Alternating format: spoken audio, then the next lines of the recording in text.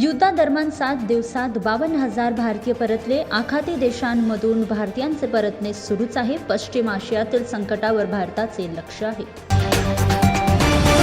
मुंबईतील खार सबवेजवळ महिलांचे गुप्तपणे चित्रीकरण करताना एका तरुणाला जनतेने रंगेहात पकडले. जमावा नेत्याला मारहाण केली आणि खार पोलीस ठाण्यात त्याला सोपवले. मुंबईच्या नायर रुग्णालयात बॉम्बस्फोटाच्या धमकीचा ईमेल आला. पोलीस आणि बॉम्ब पथकाने तपास केला आणि काहीही सापडले नाही. गुन्हा दाखल करण्यात आला आहे आणि आरोपींचा शोध सुरू आहे. इस्रायलने इराणी तेल प्रतिष्ठानांवर आता क्षेपणास्त्रे डागली. 3 डेपो आणि 30 इंधन टाक्या नष्ट केल्या. इराणने 5 देशांवर हल्ला केला आहे. 6 महिने युद्ध लढणार असल्याचे सांगितले आहे.